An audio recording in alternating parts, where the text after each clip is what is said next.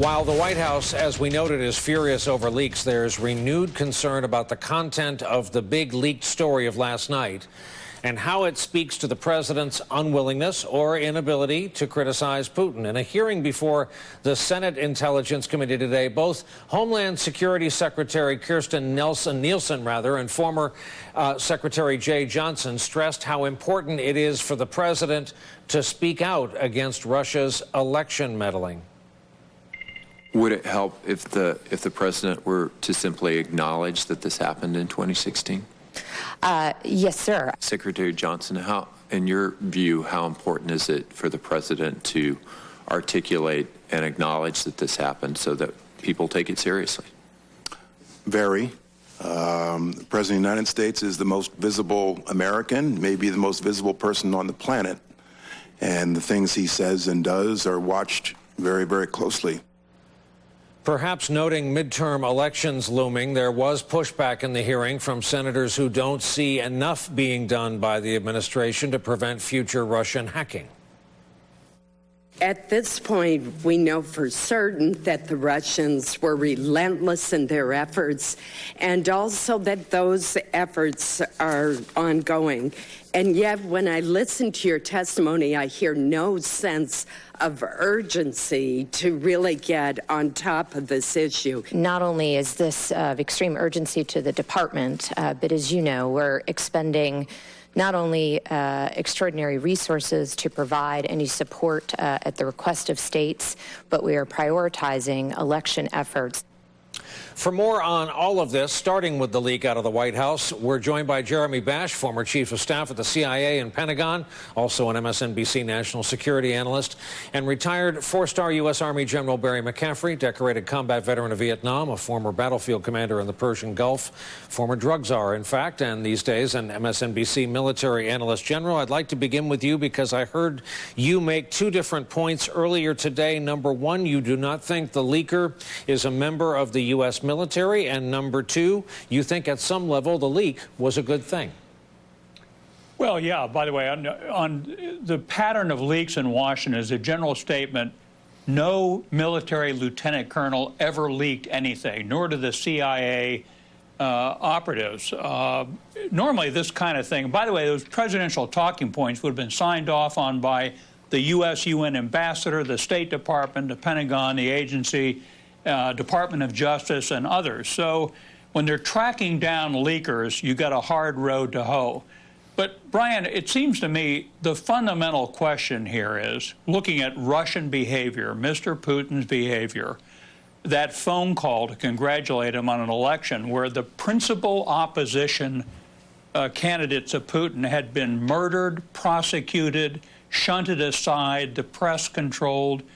We're dealing with a Russian intelligence and military. A couple weeks ago, we had a battle with them in Syria and may have killed up to 200 Russian mercenaries. We did it with U.S. Army Apache helicopters, U.S. Marine artillery units, U.S. air power.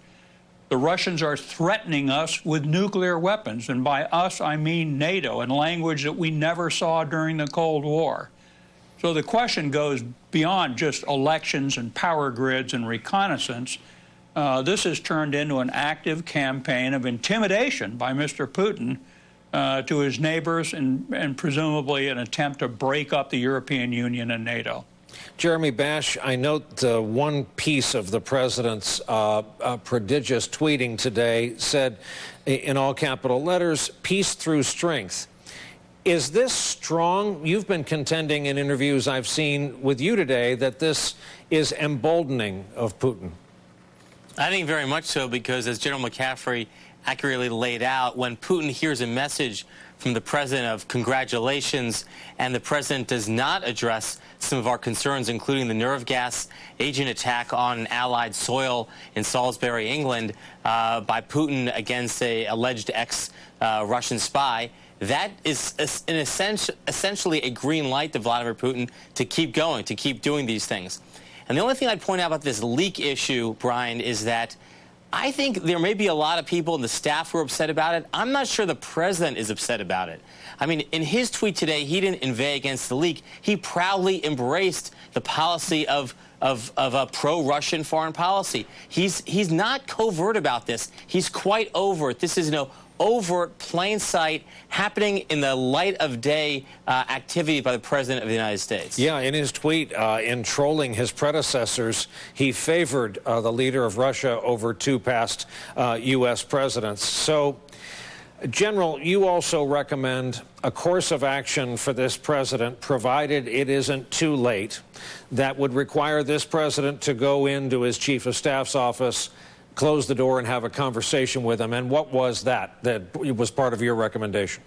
Well, look, we're speculating on why President Trump has not defended U.S. national security interests. But whatever it is, if the Russians have something on him, and he would know it, whether it's video, audio, money laundering, tax returns, better that the team get it out now, because Putin will stick it to him at some point, even if it's after he left office. So I think somehow the president has been hampered in his ability to make common sense leadership decisions to stand behind our European allies and to deter Putin from mischief. Jeremy Bash, do you have faith in the folks you see on their way to work every day from the Virginia and Maryland suburbs, going to jobs in Washington, folks who we will never know working on our behalf overseas, to kind of right-size U.S.-Russia policy, to think the old way, which in this case is the normal way about such an adversary?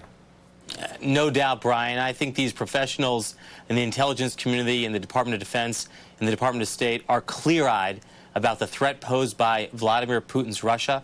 They are resolutely committed to pushing back. They want the leaders of our departments and agencies, and ultimately our commander-in-chief, to do the same, and I think they're quite dispirited, those I've spoken with, that the president has thus far failed to do so. A couple of our friends who happen to be patriots and experts in their fields, Jeremy Bash, General Barry McCaffrey. Gentlemen, thank you both for coming on with us tonight. Thanks. Coming up, Facebook CEO